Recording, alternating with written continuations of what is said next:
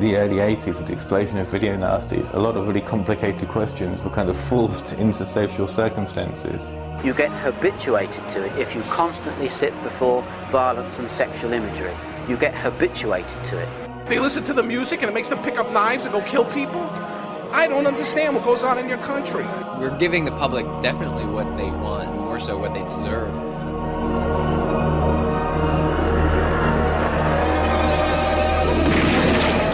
Film censorship follows different media. So at the turn of the century, when film was invented, it was censored. Then, when TV was invented in the 50s, the censor followed it. So when video was invented, it was inevitable that it was going to be censored.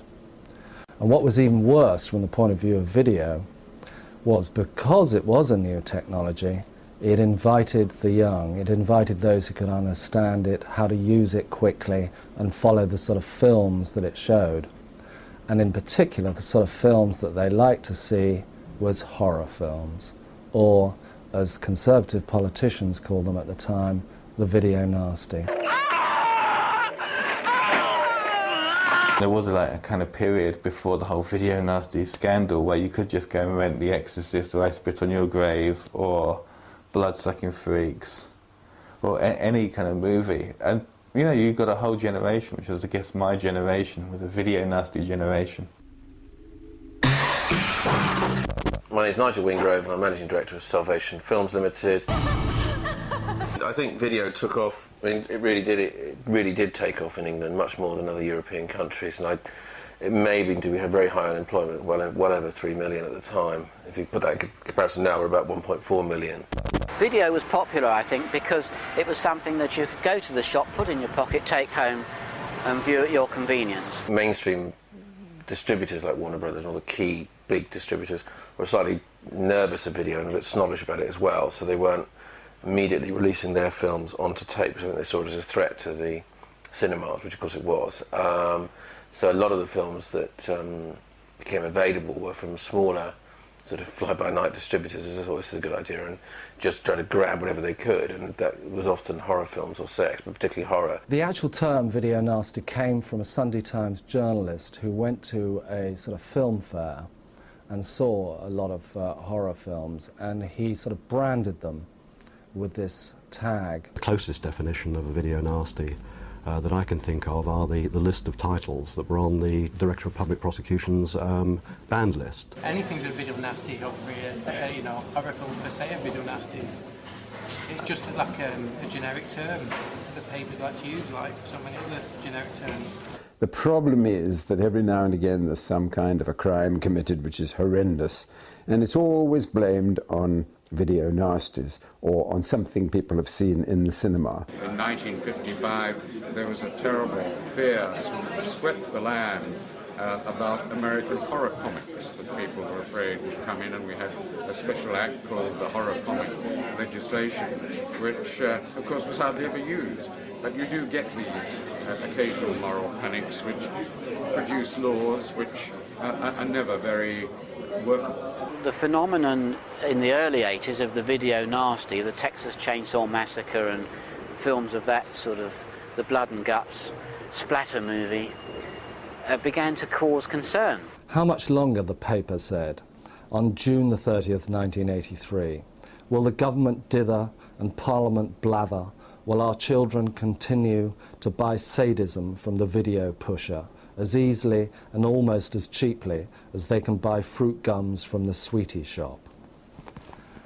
Well, that's quite a good combination, isn't it, of heavy drugs and the child buying its sweeties. Newspapers create stories and then ring up a list that they've all compiled of what are called rent-a-quote MPs, who will give you a quote saying this is absolutely shocking and disgusting and should never be and should be banned, and usually without seeing it. We launched a campaign about protecting children. Mary Whitehouse went round the constituencies in a campaign bus with a big banner all the way around, protect our children and so on.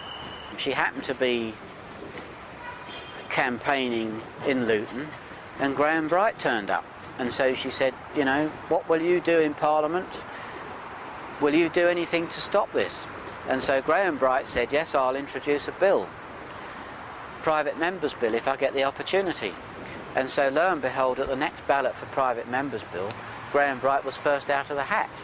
And so he'd already committed himself, he had to introduce a bill. The Video Recordings Act was brought in after the 1993 election to honour the pledge made by Mrs. Thatcher. I think because her advisors said, look, there's mileage in this, the public is concerned about these videos, and if you bring in legislation to clean it up, they'll support you. Apparently they did. And what the Act said is that all videos, essentially all entertainment videos, have to be classified. You can't control the age of the audience in the home. You can advise, and you can impose penalties on the shops if they supply to underage customers. But once it gets into the home, it's in the hands of the parents, and some parents care and some don't. Video is a publishing medium, and if you ban something on video, you're saying that no one in the country has a right to see it. The structure of Video Nasties wasn't like, say, a porn film. It's difficult to contain within one particular sort of tagline. Damage to the human body, the drill going into somebody's forehead, a great big close-up, and the blood dripping down. A great splinter going through somebody's eye in close-up. I Spit on Her Grave has a woman gang raped. There was an Italian influence, particularly through people like Lucio Fulci. And then, of course, there was the American influence, which was dominant.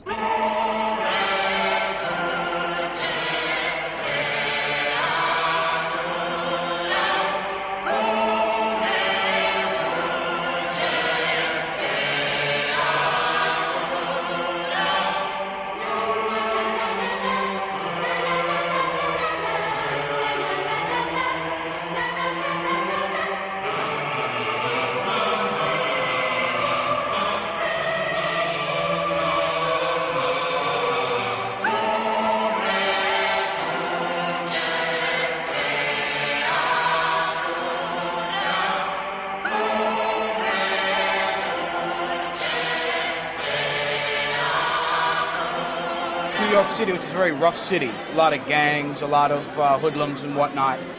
We got people on the streets who pick up a brick and smash your head. Or more graphic, if I will, a couple weeks ago, a young lady was killed on the subway by a simple push. A knife, which a lot of hoodlums have, more than 3 inches, go to prison. So knives are more important because it's, you know, more available to the youth of America. Guns, the same thing.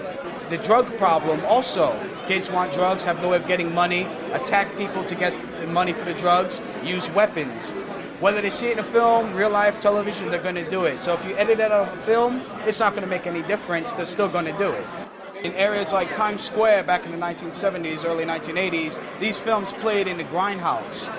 Karate movies, kung fu movies, pornography, exploitation, whatnot like that, black exploitation films.